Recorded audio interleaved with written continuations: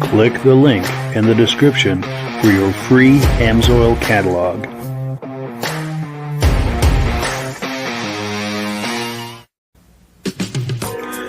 Before we get started, I'd like to give a quick shout out to some of our friends.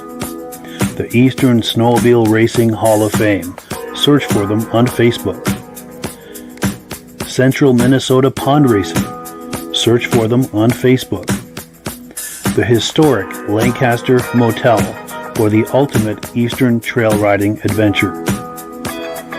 Crane's Snowmobile Museum at 172 Main Street in Lancaster, New Hampshire.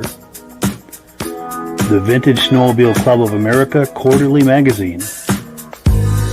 The New Hampshire Snowmobile Museum at Bear Brook State Park in Allenstown, New Hampshire. And lastly, if you decide to advertise with the Vintage Snowmobile Podcast, this could be your advertising message. Well, good evening and welcome to the podcast. I'm really glad you're here. I have a robust lineup of vintage snowmobile entertainment on tap for you tonight, including our live guest, Valdi Stefanson. If you're a regular viewer of this podcast, you've seen him on here before. He always has some really fun and interesting stuff for us to look at. But before we get into all of that, I want to make sure that everything is working properly. So if you can see my face and hear my voice, I'm going to ask you to leave a comment. Please let me know where you're viewing this from and whether you are a first-time viewer or a regular viewer. Now, to our first-time viewers, if this is your first time watching us tonight, I hope you have some fun with us tonight and decide to join us here each and every Thursday night at 9 p.m. Eastern Time. Now, this podcast simulcasts to 8 different places across Facebook and YouTube. So wherever you're viewing this, just circle back in 1 week's time, and we'll be here waiting for you with another episode. Now, to our regular viewers who are here week after week, month after month, and season after season, you guys are the ones who make this possible, and we very, very much appreciate that. I'm going to take a couple of quick comments, and then we'll bring our friends on. Let's get the party started here. Our good friend Reese Fleury, loud and clear from Tupper Lake, New York, regular viewer and very good friend of ours. Also, Kevin Culhane, loud and clear from Sudbury, I believe Sudbury, Ontario, regular viewer. He's a very regular viewer.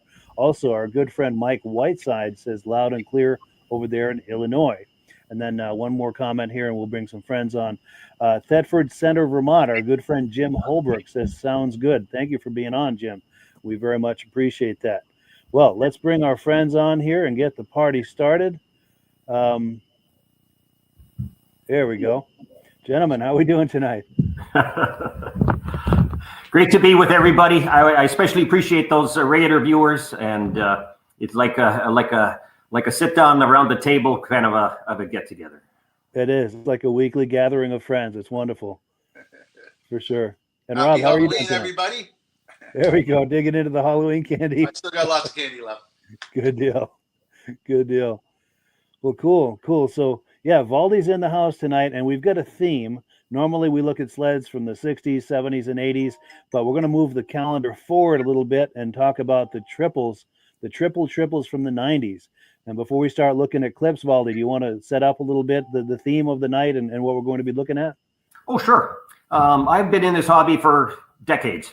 And when I entered, antique snowmobiles were being collected. Vintage snowmobiles were just starting to get collected.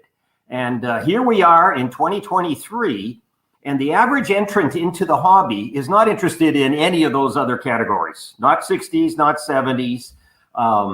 And we want to embrace this new audience. And so the videos you're going to look at tonight reflect what is the marketplace in our hobby as it's coming forward.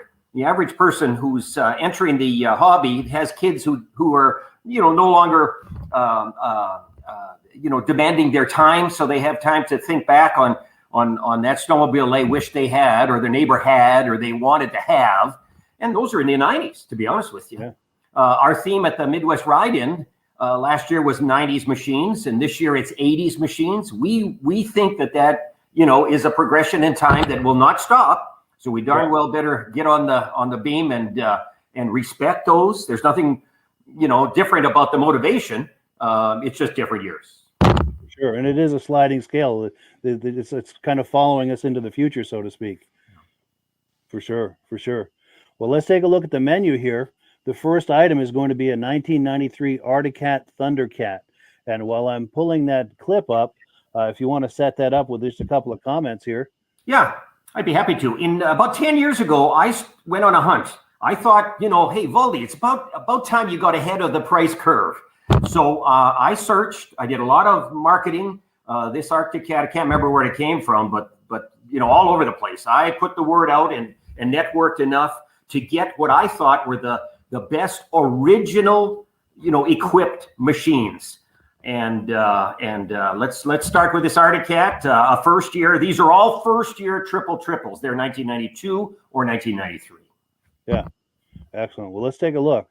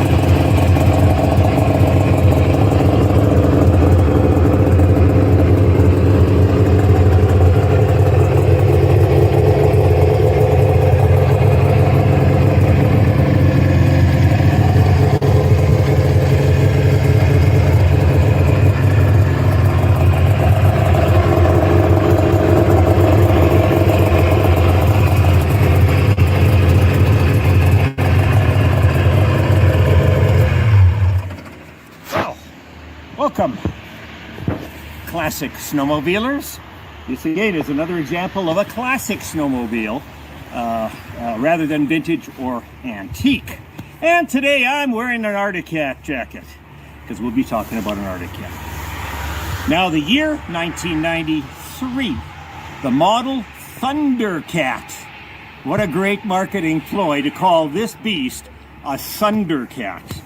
Now this goes back to the days when the horsepower wars were just beginning, okay? Yamaha had come up with a 4-cylinder go-fast in 1992. In 1993, Skidoo, Polaris, and this was the entry for the ThunderCat. Now, ThunderCat was a great name. Quite frankly, they wanted to put an exclamation point on this lake racer genre, this muscle sled, this triple era. The president of ThunderCat at the time said, look, you either lead, you follow, or get out of our way. So they were confident that this guy was gonna make an impact. It brought their best technology and latest innovations to the proverbial horsepower race. Beautiful machine. Now, as fit the trend, there's tones of orange and a little bit of purple. So this was a departure in terms of the coloration, but it fit the fashion of the day. So let's open the hood here and look at what ThunderCat did. See the displacement? 1, 2, 3 cylinders, but this says 900 cc's at a time when the others coming to the game either had 750 or 800 cc displacement. So ThunderCat was going to make a bold statement with this machine. 3 cylinders and 3 pipes here. There are 3 38 millimeter Mikuni carburetors on this thing, and quite frankly, there was a lot of people in the aftermarket who were just dying to see this because they knew it had greater potential. In the next years, there was a lot of hop-up kits, etc. Now, that's not the purpose for this snowmobile or this machine. I wanted to represent an original machine here that kind of, as factory delivered. I'm very close here in this regard to a correct and original machine here. Here we go. Let's take a look at the dashboard here. Big gauges here. This one is showing 1,150 miles. And so it hasn't been ridden that much. It's not perfect by any means, but it's a beautiful, I think, example of a period correct piece. So ThunderCat came to the table. They trumped everybody with this big 900cc motor, and they're highly collectible. And quite frankly, I'm proud to have it in the stable. So that's a little bit about this ThunderCat here. There are some changes that I've made. Come on around to the front here. This thing is kind of dressed up. See these grills? You could buy them in this orange color. So I decided to go that route. If you look at here, down at the skid, you'll see again orange Hypex. So that's the program here, and I just wanted to introduce you a bit to this thing, and have you take a peek. Hope you learned something.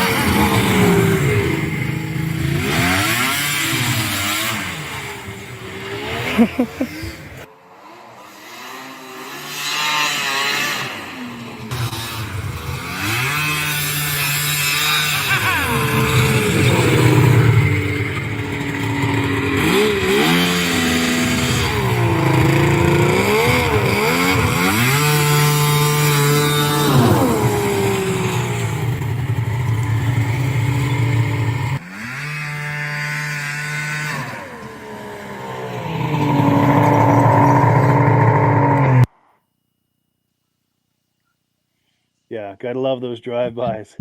Yeah, thank you so much, Valdi, for that awesome footage. And before we comment on this, it says here, visit my YouTube channel. There are links to Valdi's YouTube channel in the description. If you like what you just saw there, he's got tons more videos on his YouTube channel. There's links in the description. Please check it out. Now, Rob, any reactions to what we've been looking at here? Comments, questions? I like it when people use their machines, when they're not just on a shop display. But what a fun machine that is, eh? A number of my friends had them, and they were so much fun to drive. Unbelievable amount of torque. Yes, ThunderCat got to be proud with that machine. Oh, for sure. For sure. And also to our viewers, any comments, questions, thoughts, this is the time to post them. And we do have some things coming in. Let's see what we've got here. Where's my place? Okay, here we go. So Marty Lesnick from Missouri says, 4th time viewing.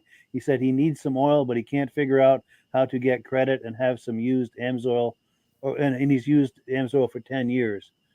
Yeah, Marty, if you send me a private email, we'll help you get set up with Amsoil. And we're going to be talking about Amsoil in a minute here. Let me find my email address. I'm going to pop it on the screen. If you're able to write down that email address after the podcast, send me an email, and whatever questions or issues you're having, we'll help you get to the bottom of that and get you fixed up with some Amsoil. And let me get back into, okay. Oh, and then also our good friend Josh Leverker, who's going to be on here in the near future, from Turin, New York. He's in the house. Our good friend Jim McCrae is saying great. And then our friend Mike Whiteside is saying she definitely was a triple threat. Big vroom. Nice. Very cool. And then also our good friend Reese Fleury says shredding like a kid. Absolutely. It is almost a fountain of youth to be riding these, isn't it? Yeah, that giggle came just just naturally, I'm telling you. Absolutely. Absolutely. Well, cool. Yeah. So I have a cabin up in a lake, and I'm only 7 miles. But after I go about 20 miles through the woods, I get onto a bigger lake that's like 40 miles long, and 90% of the machines back in those days on that lake were all ThunderCats. It was a big lake, and everybody had a cat. Yeah, stretch its legs out on that lake for sure. Yes. Very nice. Very nice. Performance people, they like that motor. Yes. Now, Valdi, before we switch gears and move on, any final thoughts about this cat before we move on? Or? Well, I'll speak generically. It was not easy for me to find original configurations. You understand that if you bought one of these muscle machines in 1992, 93, you read magazines that said, throw out those, exhausts, throw out the muffler, buy our clutch kit. It was very easy to save weight and increase the horsepower. So like I said, it was difficult to find them with the original pipes, to use one example. So if you find one that doesn't have the correct exhaust, don't feel bad. That was just, like I said, it was period correct to change them out. Sure, a lot of those parts just were thrown away. For sure. Well, cool. Let's take a look at the menu here. We're on item number 3. It's time for some announcements. Rob is going to talk to us about Amsoil, and then once he's finished, I've got a little surprise that we're going to take a look at. But yeah, if you're ready, Rob, I'm going to put you full screen, and we'll get out of your way for a minute. Okay. Mike keeps talking about getting the Amsoil magazine. It's a catalog, and it has all the products inside, and it has the prices listed, how much the retail is and how much the preferred. And just for instance, the Interceptor, if you get it in a quart-sized bottle, that's what most of the people are running in their newer machines now. It sells for like $13.95 plus tax in the States. As a preferred, you get it for $9. If you get 4 of these jugs in a case, it retails for $205.55. As a preferred, you get it for $145. That's over $50 a case you save. It costs you $10 to become a preferred account. You buy directly from Amsoil, and every time you buy something from Amsoil, they always send you a gift. So if you buy 4 of them in a box, you get the best possible discount on the Amsoil product, and they ship it right to your house free. There's no better way to get the Amsoil and have it shipped right to your house. For sure. Oh, and then I'll put the graphic up for the promotion they've got going right now. Yeah. If you wanted to talk that up. You buy $75 worth of product, you might as well buy 100 because that way you get the free shipping. So they're going to give you 3 rags in the Amsoil funnel to help pour the stuff in. Because I know on my Arctic Cat, right beside my oil reservoir is my disc brakes. And my daughter likes to overfill it and get it on the disc brakes. And she comes back and says, Dad, there's no brakes on this machine. And I know what she did as soon as I lift the hood. I got to wipe all the oil off the disc brakes. I don't know why Cat did that, put the reservoir right beside the disc brake. But everything needs to be improved a little. Sure, these things do happen. Yep. And then final thought too, for anyone who, if someone is ready to do an Amsoil order right now, the best way to do it and take care of that, take advantage of that preferred pricing is click the link in the description. There's a link in there for the preferred customer program. Click on that. It's just a couple of clicks once you're on the website to join the preferred customer program, and then start shopping from there. And because you're a member of the preferred customer program, everything will come up at the deepest level of discount. And once you hit that $100 mark, now you're eligible for free shipping, and you're eligible for the free gift that we were talking about right here. Yeah, and also on there, you can click on there and get this free catalog. Yes, link in the description for every product we have available. And you don't have to order a full case. You could order 2 bottles of small engine, 4 bottles of car oil, and 2 bottles of injector oil. Yeah, so you can mix and match, and which is a big seller this time of year. This is chain case oil. Yes, in fact, I just topped mine off with some of that. Good stuff. Well, cool. We've got a comment that's come in. We're going to take that, and then I've got a little surprise we're going to do. Oh, here we go. My good friend John Spranger Jr. says, we got snow. They got 3.5 inches. They got it Tuesday in Eland, Wisconsin. He took his new sled out and spiked up the lawn. He may have to overseed it in places in the spring. That is the spirit. That is the spirit. And also, yeah, John Spranger is a good friend of mine. I've got a picture of he and I last Christmas. We went out to dinner, him and his wife and I, and we had a wonderful visit, had a great time. Yeah, that's my good buddy, John Spranger, and his twin brother, James, frequently watches the podcast as well. So if James is out there, how you doing, James? But and then I had a little surprise to take care of. Regular viewers to this podcast are very familiar with our good friend Dave at Alaska Railroad. He watches just about every week, both this podcast and the Muscle Car podcast. Messaging with him earlier today, and as it turns out, today is his father's 79th birthday. So on behalf of all of your friends here at the Vintage Snowmobile Podcast, happy birthday to your father. Happy 79th birthday. That's his father standing right there. It looks like he's still riding. So happy birthday. That's nice if he's still riding. For sure. That keeps you young. It sure does. And I'm going to remove this graphic, and it's an opportunity for us to each give him a thumbs up on his birthday. Happy birthday. It's hard to line it up with the camera, but yeah.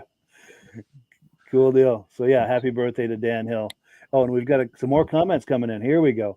So here we go. And he's watching here. David from Alaska Raro says, good evening, guys. So I'm glad he was able to see that. Happy birthday to his father. Oh, and we've got viewers chiming in as well. This is wonderful. Mike Whiteside says happy birthday. And so does our good friend Reese Fleury.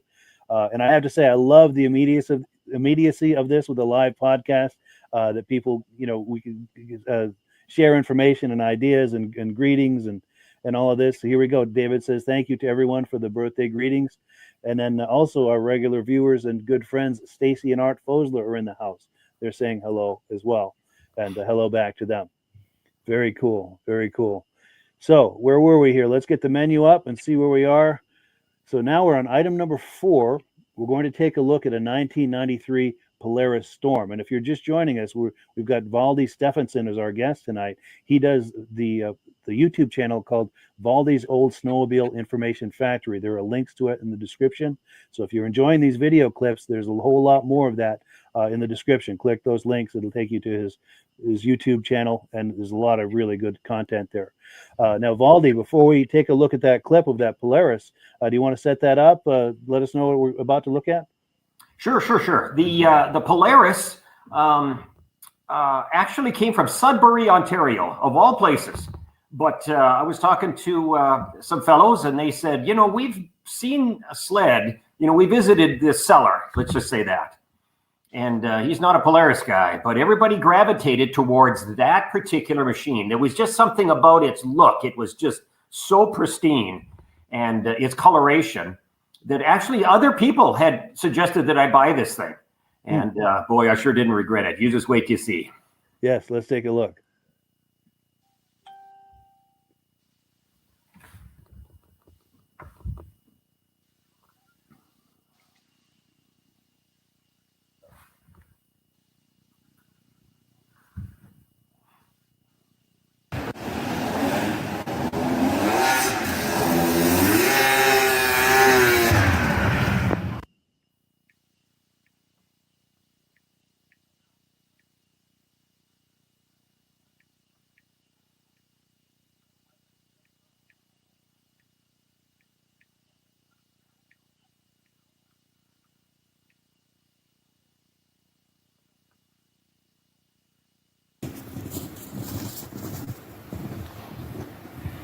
Well, look what I got here today.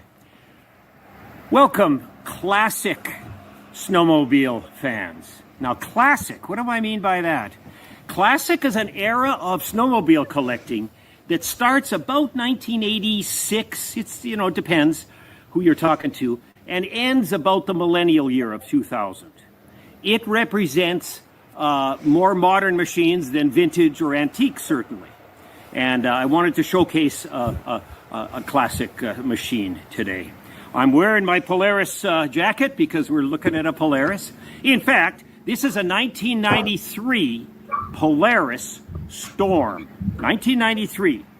Now, this was an important era in the snowmobile history books because it starts the muscle sled era. Muscle sled era spanned 92. By the end of the decade, they were petering out. By then, Polaris, had gone to different motors, Liberty motor, to use one example, in a case in point. The muscle sled era, I officially think, started in 92. Yamaha came up with a machine called a VMAX 4. 4 cylinders, 4 pipes. And let me tell you, that thing was a screamer. And Polaris, ThunderCat, and Skidoo says, whoop, let's get going. And we got to produce a multi-cylinder, multi-pipe machine. Now, the other 3, including this Polaris Storm, ended up with 3 cylinders and 3 pipes. So these machines were not made for family outings, quite frankly. This kind of class, this muscle class era, was for the go-fast guys. These, a lot of people just call them lake racers. You know, you start at one end of the lake, you pin it, and you try to get to the end of the lake before your buddies did. So this was built for absolute, speed. And I wanted to share that with you here today. Let's open the hood, and I'll show you a little bit about this motor that I'm bragging about. Isn't this beautiful? Now, 1, 2, 3 cylinders. This is a 744cc case reed motor, their first case reed for Polaris. And not only that, but the engineers were told that within this infrastructure here, you know, fitting it under the hood here, we want you to also put in 3 pipes. I think it's a masterpiece. I think it's beautiful. Notice how the pipes first sweep to the left, then they have to swing around, and then ultimately dump into the stock muffler. Now, I emphasize the word stock because when you're looking for a classic class machine, especially in the lake racer genre, it's often difficult to find the original exhaust and can and muffler, because the magazines of the day had a lot of aftermarket companies who were touting their products. Their products was a pipe that had, more horsepower. They were generating more horsepower. And a little tiny muffler, kind of a noisy one back then in that era. And so that you would get more horsepower, torque, and lower weight. So a lot of the machines that you're going to find for sale in this classic class era muscle sled, be careful. See if it's got the original exhaust or an aftermarket attempt. So I think I've got a beautiful example here. The person that owned this machine was meticulous. He was fastidious when it came to caring for this thing. When I saw pictures of this from a guy from Ontario who sent it to me, I says, I'll buy that. I'm just proud of that decision, because this thing is about as clean as they get.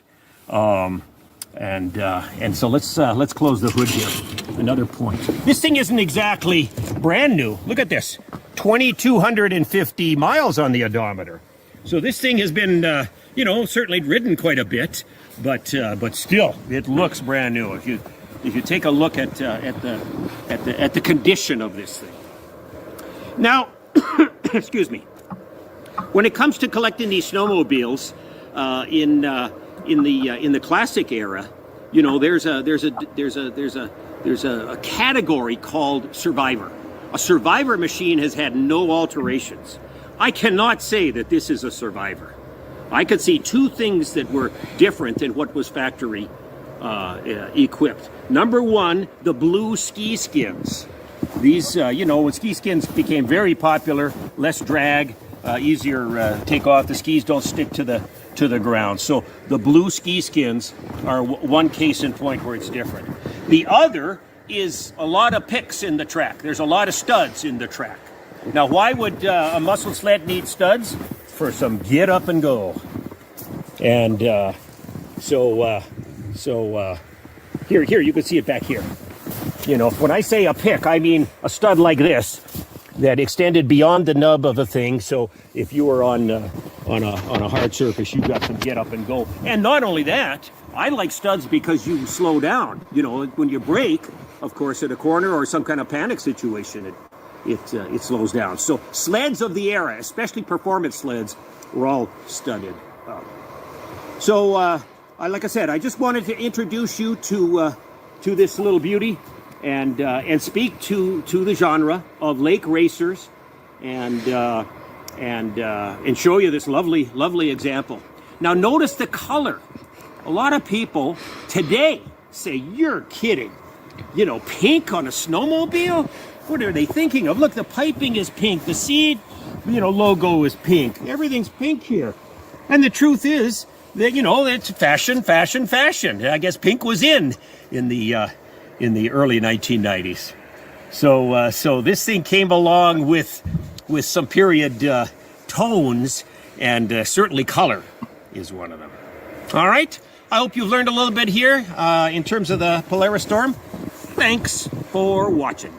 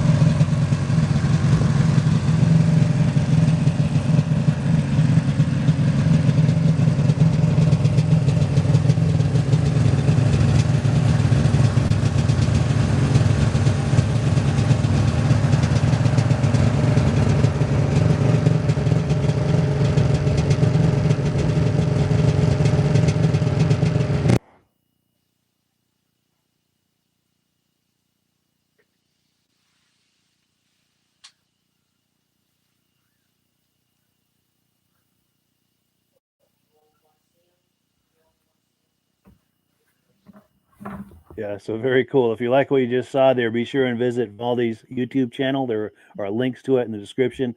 He has an excellent channel. There's a whole lot more of what we just looked at on there. Rob, any reactions to what we've just been viewing here? Where was the ride? I was waiting for the ride. I wanted to see it go through that snowbank. Yeah, you're right. I like it when you got the snowmobile suit to match it. Yes, that's a nice touch. Yes. Yeah. Two of my friends had those, and one time we stopped at a place for gas. Before we left the gas station, he wanted to look at the map, see how far the next gas station was. He was only good for 50 miles on a tank of gas. They were hard on gas, those things. But they were fun. And I'm sure he was in the throttle the whole time. Oh, yes. Yeah, oh, for sure. And the thing I noticed, too, is that it's true. The early 90s, some of the sleds had pink on them. My yard rider that I've got here at the house is just a 92 Ski-Doo Safari, but it had some pink pinstriping. And I don't know, I guess I'm not man enough for pink or something, but I masked it all off and sprayed it with Ski-Doo yellow. And I don't know, the pink, I wasn't feeling it. But that was the early 90s, those neon colors and everything. Yeah. And we've got comments coming in. Comments aplenty. Let's take a look here.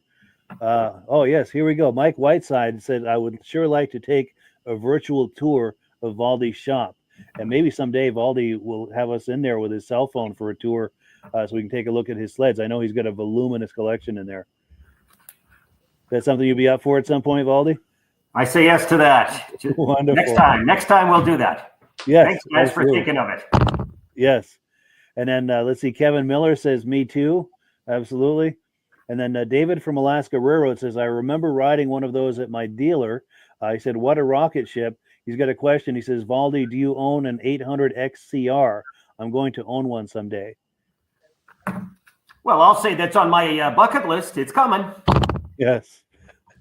No doubt. No doubt. And then let's see, Marty Lesnick says, months ago, I copied down Mike's referral number, but couldn't figure out where to use it so that I get credit for the sale. My email is martylesnick@gmail.com.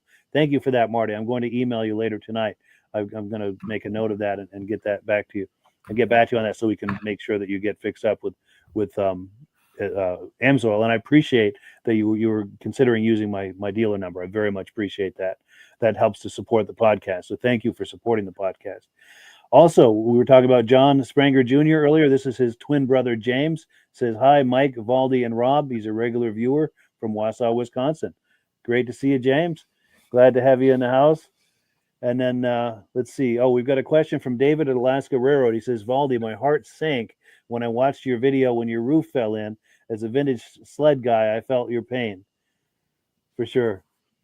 For sure. And then let's see. Tommy Svobodny. Hope I'm pronouncing that correctly. He says, I have a perfect 98 700 XCR with 1,032 miles on it for $2,500. So if anyone out there is curious about this, search for Tommy. He's on, Facebook? Is he doing this on Facebook or YouTube? Let me see if it tells. Yeah, he's on Facebook. So check out the spelling of his name there. Do a search for him on Facebook and be in touch with him if you're curious about that 98 700 XCR. Now, you can And advertise on your website. yes, in fact, I've got our sister group, Wheels, Keels, and Snowmobiles. You can post it in there. Also, anything related to vintage snowmobiles, you're more than welcome to post in the comments during this podcast, and I'll do a shout out on it, just like we did here for Tommy. We do welcome and encourage that thing. All we ask is that you keep it related to vintage snowmobiles. It doesn't only have to be sleds. You can, if you've got clothing or accessories or any of that, but as long as it's related to vintage snowmobiles. Well, cool. Let's switch gears here. And any final thoughts, Valdi, on this Polaris before we switch gears? Well, just in general, that this hobby is one of relationships. That is to say, keep talking, ask the question. I've got a little black book that has a list of my friends and what machines that they would like to have. And it's such a pleasure. Sometimes I actually call them and say, you talked about this years ago. I happen to know a guy, or I saw it, and etc. Another tip would be to go to Facebook and then just type the name of the snowmobile or vintage. I belong to 45 different vintage snowmobile brand specific groups. Nice. And boy, let me tell you, if your genre is those XCR, to use one example, there's a group for that. And you're gonna be talking and visiting with people who are experts, who have been collecting these things, and it can lead to some good results. Nice. And even if you have an XCR and you have a really nuanced question, you can search for that in there. Maybe post your question in there, and someone will have an answer for you, most likely. And feel free to post those types of questions here in the comment section, and there may be someone viewing that would have an answer for you. In fact, I've got another question or comment that's popped in. Dave Laurie says, hello from Alberta, Canada. Outstanding. Yeah. Thank you for coming in, Dave. We appreciate that. Good deal. Good deal. So we are on item number 5. We're going to take a look at a 1993 Ski-Doo Mach Z. Before we do, though, I'm going to tease you a little bit with an image that Rob shared with me. Rob, did you want to talk this up while it's on the screen? Well, I met that gentleman back in 1980 when he raced Can-Am cars. He was racing in our local town at Mosport Racetrack for Amsoil. Wow. And then he became an IndyCar racer. And when we used to go to Valcourt, Quebec, him, his dad, and his uncle were the spokesperson for Ski-Doo at the Valcourt, Quebec race. That's amazing. That's amazing. So you had a chance to spend some time with him and hang out and everything? Yes. Very nice. Very nice. Oh, and one last thing. We've got more comments coming in. Let's see. Reese Fleury says, check out my group, Vintage Snowmobiles for Sale or Wanted. Yep. Absolutely. Search for that on Facebook. Tell Reese, I'm going to be February 8th, 9th, 10th at Valcourt, Quebec. Come on up. You're probably only 4 or 5 hours from there, Reese. Come on up. We're going to go to the Vintage Museum. We're going to go through the factory, see how Ski-Doos are made. Well, they're making Sea-Doos at that time, but we're still going to have a tour of the factory. And the vintage races are on. Yeah, be sure to look for Rob over there if you go up there, Reese. Oh, and then I like this name, Jack Hammer. I don't know if that's a real name, but that's a clever name for sure. It says, can't beat those older muscle sleds for sound and looks. The best days in the snowmobiling world, in his opinion. Absolutely. Those were good days for sure. All right. So without further ado, let's let me get where I need to be here. We're going to take a look at that Ski-Doo. Here it is. Stand back, everyone.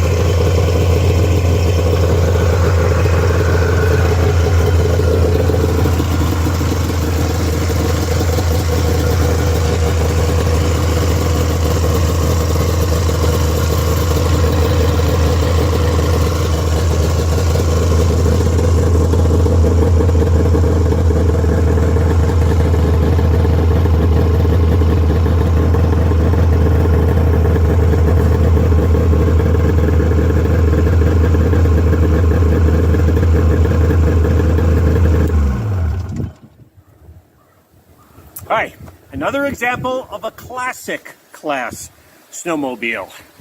This is my Skidoo jacket, and we're talking about a 1993 Mach Z.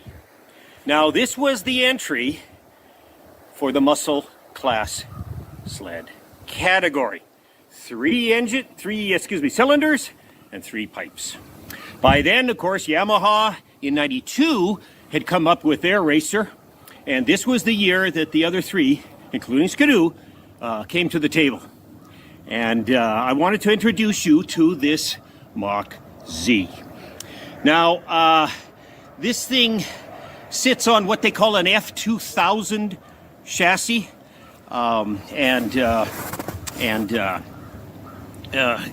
really was has beefier springs, of course, because there's a bigger motor in here. But it has a trailing arm front suspension. It's called DSA. I think that stands for direct shock action. How's that for a flowery word? Anyway, this machine was long awaited.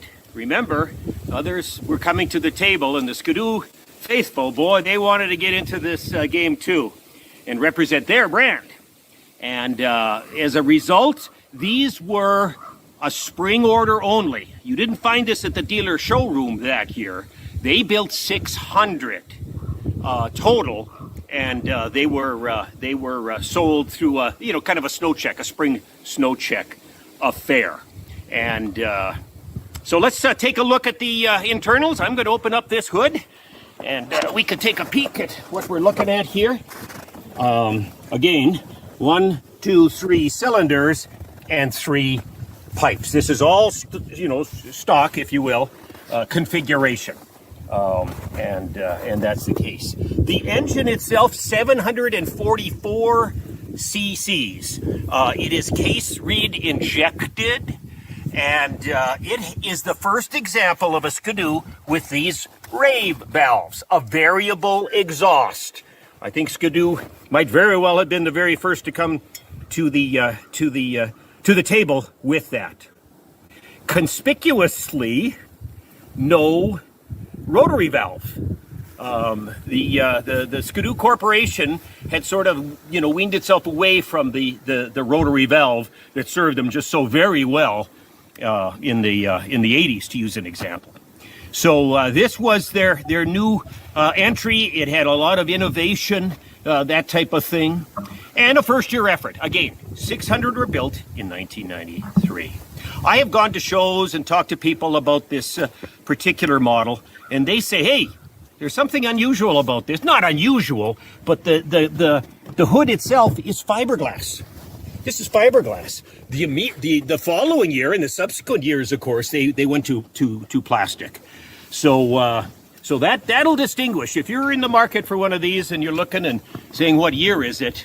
Again, look at that hood. Is it fiberglass or is it plastic? Fiberglass 93 and plastic thereafter.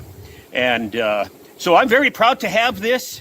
Another feature about this sled that I noticed was that the skis, although they're steel, have plastic rudders. That is to say, this part here is plastic. Okay, now this part here is steel, and so they were seeing, to use an example for the Yamaha, how plastic ski bottoms, made a difference. So they followed suit with kind of a hybrid. That's not a ski skin that's an add-on. It quite frankly is assembled at the factory. This one, of course, is studded up like so many of the other lake racers, muscle sleds of the era. I especially like the instrumentation. Come on over and we'll take a peek at this. The gauge setup looks very nice, and I just like that. And it's kind of tucked away there. There might be a little snow buildup, excuse me, but that's a handsome looking dashboard. And so that kind of summarizes what Skidoo was up to. Do you know that Skidoo, quite frankly, they were losing market share in the 80s. Think of Yamaha in their Phaser Exciter era. Think Polaris and their Indy series. So Skidoo actually hired outside people to come in and kind of, they were told to kind of get us back in this game. We started out in snowmobile manufacture. We've drifted off into train cars and planes and military contracts. Let's get back to our core biz, or our original business anyway, which was the snowmobiles. And so this is a pioneering effort in many aspects. And after driving this thing around, let me tell you, it's a rocket. I find very quick action, and this thing truly comes to life. So I wanted to show you a first year triple the 1993 Mach Z Skidoo. Thanks for watching.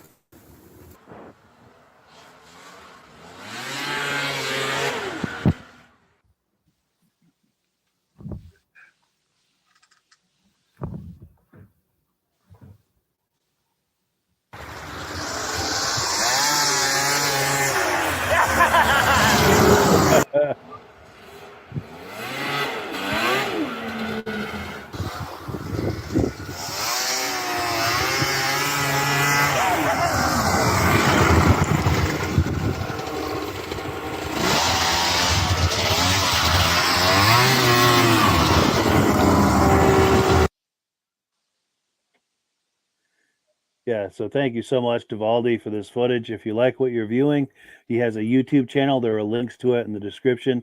If you like what you just saw, there's plenty more at that YouTube channel. And we actually lost Valdi. Hopefully he'll reconnect here in just a moment. But while we're waiting for that, Rob, any reactions to that Mach Z? Oh, they're great machines. One time I was in Northern Ontario with 4 other guys, and we're going from a place called Smooth Rock to Kapuskasing. Kapuskasing is as far as you can go by roads. So we're going by snowmobile up there to have breakfast, and a guy with one of these Machs passed me with a caboose on behind. Now, my 2 friends, I'm driving a 670 Skidoo, and my 3 friends were all driving 600s. So I know they weren't coming up behind me. The trails are 12 feet wide up there. They're bank corners, and I'm doing close to 100 miles an hour, just cruising down the trail, really relaxed. And this guy scared me with the pipes going by me, eh? So 40 minutes later, we drove up. The McDonald's there has snow for the drive-thru. So we're driving through the McDonald's with our snowmobile, and I seen the guy parked there. So we went and parked beside him, talked to him. I said, "Man, you scared me when you went by." He said, "Well, the highways have potholes. The snowmobile trails are groomed every night. It's smoother to take the kids to school on the snowmobile trails." And his caboose was all heated with radio in the back for the kids and everything. But, whoa, fast machine. And when it came beside me, the noise of that thing scared me when it went by. That's a great story. That's an excellent story, especially 100 mile an hour with the caboose in the back. That's something else. The trails are so smooth up there and so good. It gets boring. You're at that speed for hours at a time. You can really hold that speed. Oh yeah, and the corners are all banked and everything. They're 12 feet wide, the trails. That's amazing. Yeah, Valdi, I know you were having some trouble there for a minute with your connectivity, but yeah, Rob was just telling us about he was going very fast down a trail and someone passed him with one of these triples, and they had a caboose towed behind it. That's a heck of a story. The pipe scared me when it went by me because they were so loud, the thing was. I was driving a 670 Skidoo. It was pretty good at that time for performance, but not compared to those things. Yeah, for sure. And then you caught it, and then to fill Valdi in on the rest of the story, you caught up with him a little later in the McDonald's. The McDonald's has snow on the drive-thru. So we went through the drive-thru and we pulled over, and there he was sitting there parked. So we went and chatted with him. He says, "The highway has potholes." He says, "The snowmobile trail's groomed every night. It's smoother taking the kids to school by snowmobile trail than it is by car." That's amazing. Good old days. Yes. Yeah, for sure. So here we go. We've got a comment coming in. UK to many. It says the rarest Mach Z is the last year, the 2003. Only 234 of them were built. Is that the year they had 1,000 cc's? Does anyone know? Because I know in the early 2000s, just for a year or two, they had a 1,000 cc Mach Z, and I don't remember which year exactly, but yeah, that's good information. I thank you for sharing that. Yeah. Well, cool. So let me get myself situated here. We've got one more clip to look at. And while I'm pulling that up, Valdi, any final thoughts about the Ski-Doo, the Mach? Yeah, I will say that it was the hardest to collect. Again, to find one with the original pipe and can was not easy. And as it turned out, that particular one was a grass dragger from Michigan. It said Michigan Grass Drag Association in the stock class, and he had to keep those original pipes. That was the last to be sourced, and for that reason alone. Did you have a suit on that time? You didn't mention that. Yeah. Did you? Hey, listen, one other thing. I wanted to do a shout out to that Dave Lowry. He's from Alberta, and I'm going to suggest that I might have met him. There's a show in Alberta in late November in Vermilion, Alberta. And last year I was there, visited with just a ton of great Canadian sled heads. So, Dave, if I visited with you last year and forgot your name, I apologize. Otherwise, I will not make it this year. You say hello to all those Canucks for me. There we go. Nice. Oh, and a final thought as far as that Mach Z that they were commenting on a minute ago, that 2003 was an 800 cc. So it might have been the year 2000. I don't know, but for a couple of years there, they did have they had a 1000 cc. They did, but I think it was black. Mm-hmm. But next, we're going to take a look at a VMAX, a 1992 VMAX 4-cylinder. Any quick comment on this, Valdi, before we take a look? It was a very successful YouTube. I'm managing this channel, and the number of hits on this particular video eclipsed all the other three combined. To be honest with you, so I don't know what attracted this audience, but it was shared an awful lot. It's a beautiful machine, and it was fun to drive. I'll bet it was. Well, let's take a look.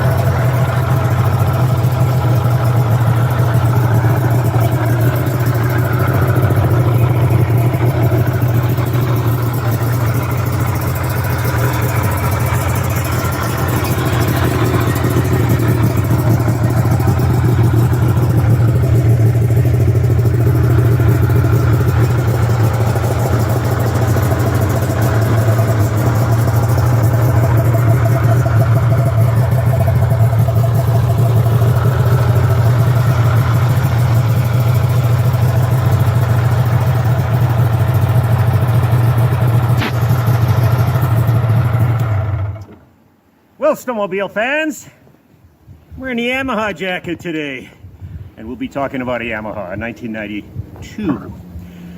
Now, this would be classified as a classic snowmobile. Classic snowmobiles are more modern. They are newer than the vintage era. Classic snowmobiles run from about 1986 through about the millennial year of 2000. And I'm so proud to have this thing because it is credited at starting an era. Now, this is a 1992 Yamaha, and until then, in the late 80s, Yamaha was making, family-oriented machines. They were sort of getting some static that they didn't have a muscle sled. Well, this was their answer, and it put an exclamation point on the topic. Indeed, it started what we call the muscle class era. All right, full of technology and interesting, design issues. Let's talk about that. What is special about this particular VMAX 4 in its inaugural year? Well, let's take a look at the skis. That is to say that they put a lightweight ski on here, and not only that, but this is the very first production sled that had ski skins. Ski skins. Now, that was factory. That was actually factory. Now, another thing to notice, of course, is the pink coloration. I don't know what was the deal in the early 90s, but pink was the hot color, and Yamaha was not the only manufacturer to employ that. Now, let's take a look at the business end of this bad boy. This is the first machine that had a digital CDI. And look at that. What do we see here? 1, 2, 3, and 4 cylinders. A 4-cylinder motor. Quite frankly, not seen since what, 1971. The ThunderCat ThunderCat, you know, had one variant that had a Kawasaki 4-cylinder engine. Okay. And then fast forward to 1992, Yamaha put this 4-cylinder 2-stroke in play. In fact, it didn't appear again, at least not in the Yamaha line, in fact, any line, until 2003. Now, that was the RX-1, you know, the 4-stroke engine back in 2003, excuse me. So let's take a look at this engine. It looks like there's 2 twin cylinders kind of mated together, but it's very unique in several respects. And first and foremost is that there's no clutch at the end of the crankshaft. Now, why? Because ThunderCat learned that back in '71. You can't have a huge long motor like that and spin a primary clutch because there's so much, you know, torsional stress on the crank. It's almost impossible to keep the crank. So here's what Yamaha did, and you can't see it, was that they put a gear drive in front of the motor. It's all hidden by this shroud and stuff here, but there is a jack shaft that goes in front of the motor. That clutch there is not hooked up to the motor, but rather a secondary jack shaft.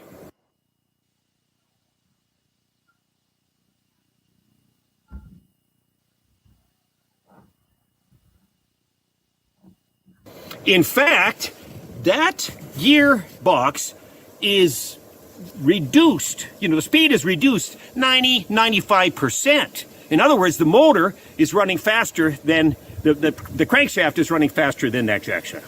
All right, and that allowed them to make this go-fast motor here that delivered the goods here. This thing dynoed out at about 134 horsepower. This is a 743 cc, I believe. It's a 750 class machine. So it's a great performer. Now, let's take a look at the front end here. Now, this is not the stock pipe. This says PSI.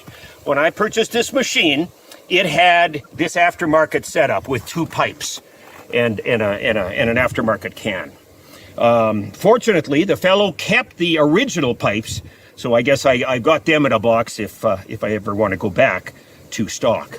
The other innovation on this motor is its use of Mikuni TM carburetors on a rack. Now look at me, I'm going to press this throttle. Look at this.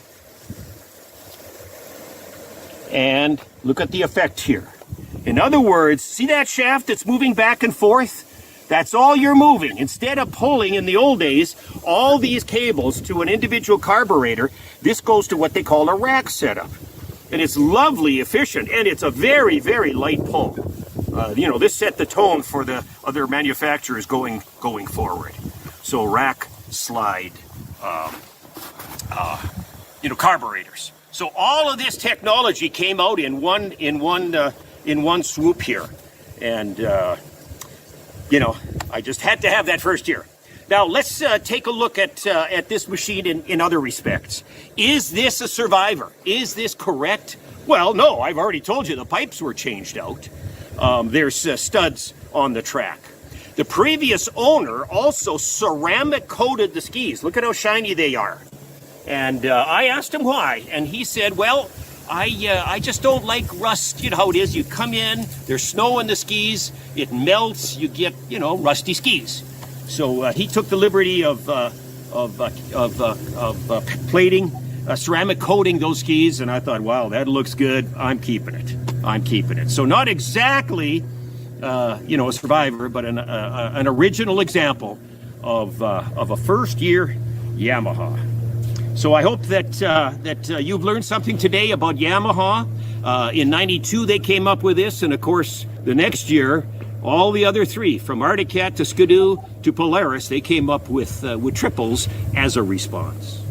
And this thing was focused as a trail sled. You know what I mean? You'd think that this would be a lake racer, but the truth is, I've talked to many people at shows and events that say, this was a decent trail sled, rocket fast, but it was a dual purpose machine, not just for that drag strip, fanatic. So thanks for looking at this video. I want to thank you, and we'll see you next time.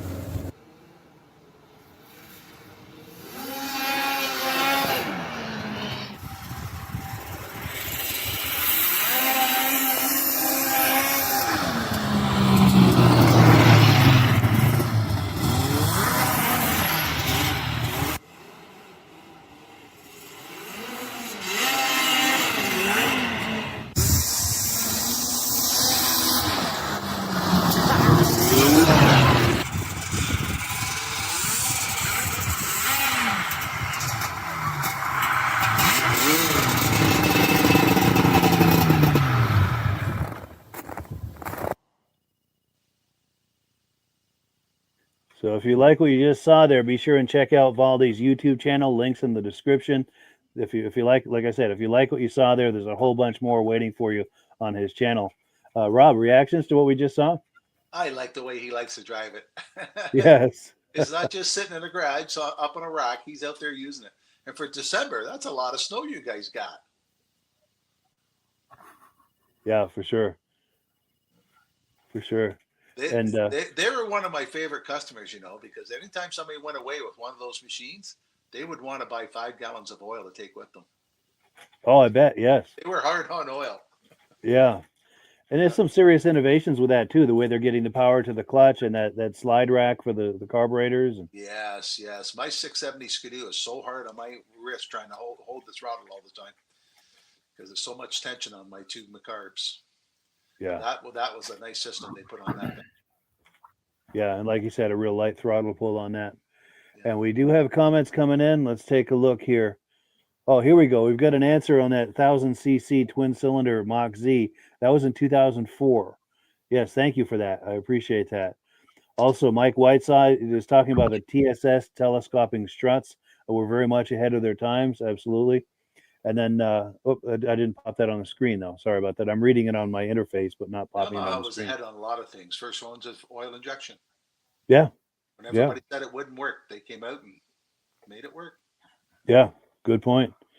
And then Kevin Colhane says, great show. Love those triples. Cool deal. Cool deal. Well, yeah, we've come to that time of the podcast where it's time to wind it down. But Valdi, any final thoughts either on the VMAX or any of the other sleds we've talked about? Or Oh, shoot, I'm down again.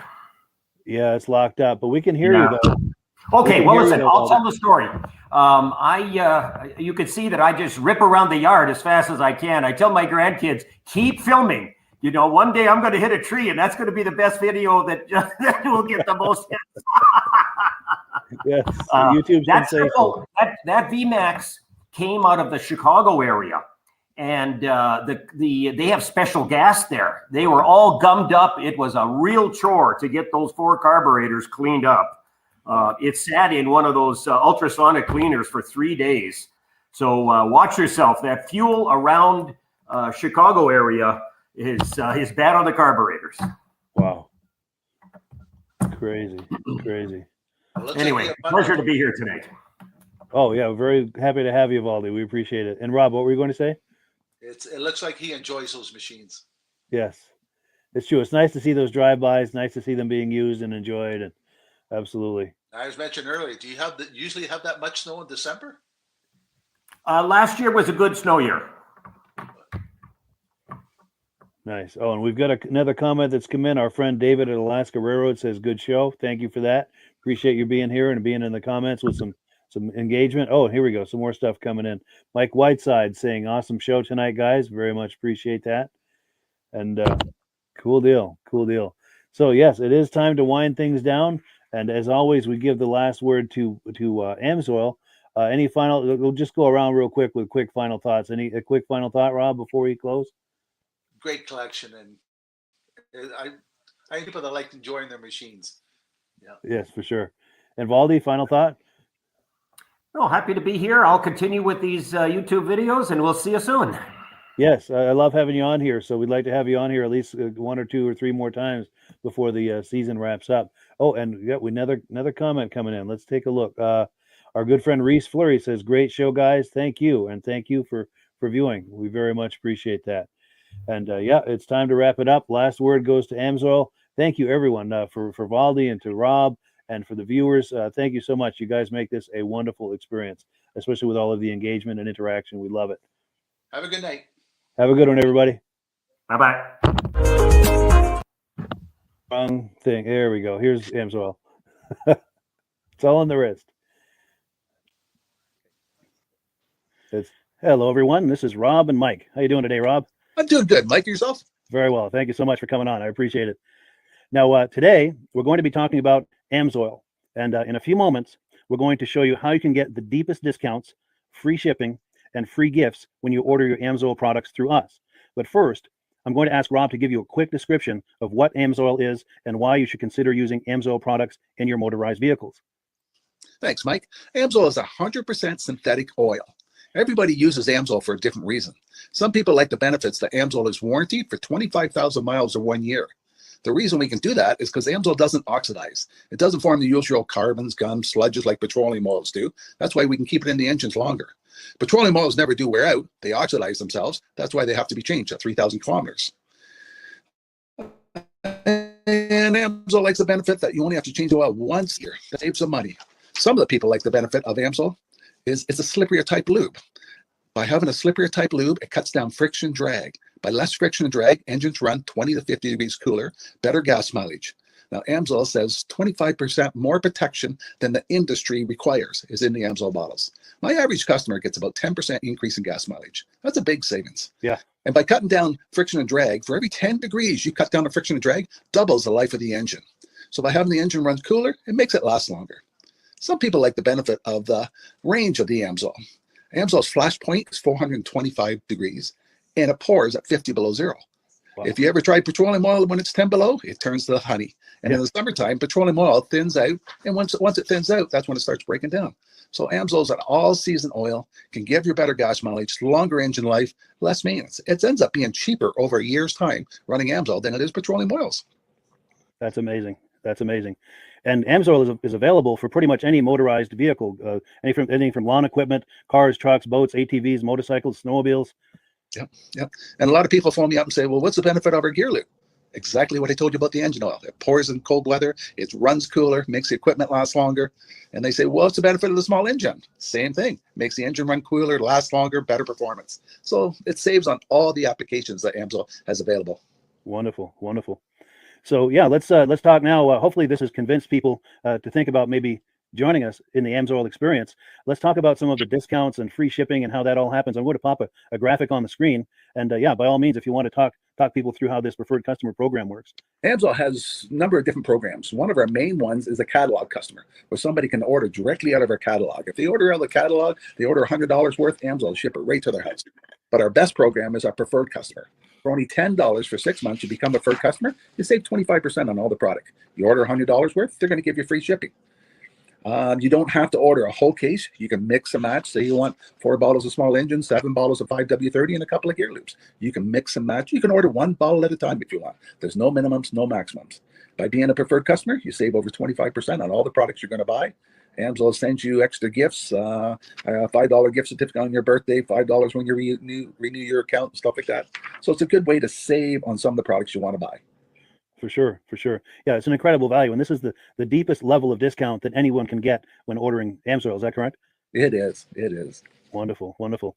So let's take people through the step-by-step experience of placing an Amsoil order. Then that would include signing up for the preferred customer preferred customer program, so they can receive those deepest levels of discount. So let's go to the website. This is what the website's going to look like. These are some screenshots. Once you go to amsoil.com, there's a link in the description, or you can just type that into a browser, amsoil.com. This is the page you land on. At the upper corner of the page there, you see how I've circled in red. That is the link to click, the Join Now link. That will take you to the preferred customer program page where you can take advantage of all of these discounts and free shipping and everything that we've just been talking about. This is what that page looks like. In the lower right, you're going to click Join Now. This will pop up. You select the duration you'd like, whether it's 6 months or 12 months, and click Add to Cart. Now, once this pop-up goes away, you'll be back on the main page. And the upper left, you'll see where I've got that red arrow. It says Shop.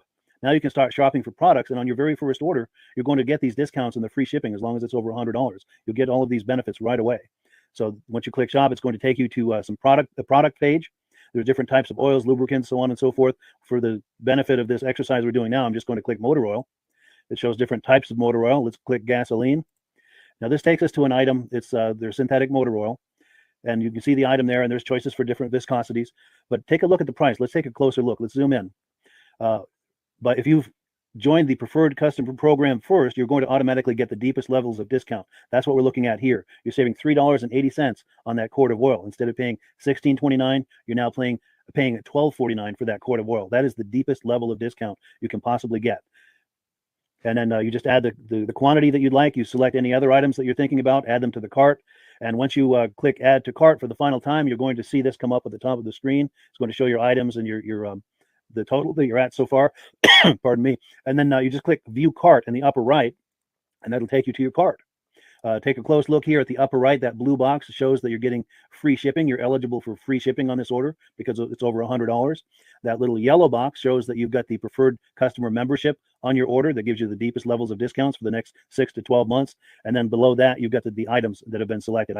For the exercise here, I selected 9 quarts of the signature series, but that brings us up over $100 for the free shipping. We're saving $34.20. And if you're ready to finish, you click Checkout Now, and that takes you to this screen here. If you haven't signed up with an Amsoil account at this point, just click in the lower right to create an account, create a new account. It's going to ask you for some basic information, name and those types of things. Now let's take a closer look. You'll see this gray shaded box. This is a very important box. This is going to ask you if someone has referred you to Amsoil. And if so, please enter my name. My name is Mike LaPierre. It's spelled right there on the screen for the correct spelling. And also the referral number, 304-555-94. That's how you make sure that Rob and I get credit for this. Now, in the interest of full disclosure, I have signed up for Amsoil under Rob. So when you order using this referral number, Rob and I both benefit. So if you enjoy these podcasts that we're doing, this is a wonderful way to support the podcast, because when you order using this referral number, Rob and I both benefit, and the commissions I make go directly toward offsetting the cost of doing these podcasts. So I thank you in advance for that, for using my referral number. I very much appreciate it. And once you've done that, you just go into the next screen to enter your payment information, and you're done. Now, once you've placed your order that's over $100, and that order includes your Amsoil preferred customer program, you are now eligible to get a free DVD from myself. Now, this is going to be either a muscle car DVD or a vintage snowmobile DVD. Use the email address on the screen, wkspodcasts@gmail.com. Send me an email. Let me know which DVD you would like me to send you, the muscle car or the vintage snowmobile DVD, and I'll get that right out to you. As you're typing in that email, in the subject line, be sure and type in capital letters, free DVD requests, so it stands out as I'm checking my email, and we'll get that right out to you. So I guess the last thing, Rob, that we wanted to talk about is if someone is considering Amsoil as a business opportunity. Yes. If anybody has a retail or a commercial account and they would like to buy directly from Amsoil, just send Mike a line. He'll show you how to set up, and you can buy directly from Amsoil. But if you are interested in starting your own part-time business, a part-time business that can grow into a full-time income, Mike and I will show you the Amsoil marketing plan. Amsoil has a large selection of products that cover almost every application. So it doesn't matter if you're into snowmobile, boating, or ATVing, or hot rods. We have an oil for every application. It's a fun type business that's I really enjoy doing. Where else can I go and have fun and make money doing it? And Mike and I are here to help you all the way along. If you need any help on how to promote or to find new accounts, we're here to help you. For sure. So when you sign up under that number, this 304-555-94, you're getting Rob and I as a team. Now, Rob has been doing Amsoil for 40 years. Can you believe that? 40 years. So he knows every aspect of this business, and he knows all of the ins and outs of the products. So he'll be able to help you with any kind of product questions or any kind of questions to show you the different business models that you can do with Amsoil. And then the other thing that you get when you sign up under me is I've got a strong background in social media. So if you need some coaching on how to generate Amsoil leads using Facebook and YouTube, I'm happy to coach you with that when you sign up under Rob and I. You get both of us as a team to help you, to coach you, to support you, whatever you need to get you off and running with this business and having fun with it. Like Rob said, it's an enormous amount of fun. If you're like Rob and I and you enjoy going to any kind of boat shows, car shows, motorcycle shows, snowmobile shows, anything with a motor, you like going to those shows, those events, those races, this is a great way to turn that into a income opportunity for you. Yes. And just by wearing my Amsoil hat at one of these events, people come up and ask me about Amsoil. People don't know where to buy it, and I'm there to help them, show them where they can buy the product. Perfect. Well, cool. Well, this is great. Any final thoughts, Rob, before we wrap it up? Amsoil's a fun business. Amsoil's been around since 1968. It was the first synthetic oil to be AI approved. Wow. Yeah. That's amazing. And that's very early in the game too, isn't it? Yes. For sure. Well, good. Well, thank you so much, everyone, for viewing. Hopefully, we've gotten you excited as we are about the Amsoil products. We'd love it if you could join us either as someone who uses the Amsoil products or to join the Amsoil team as a business opportunity. And we thank you so much for viewing. Have a great day. You have a good day.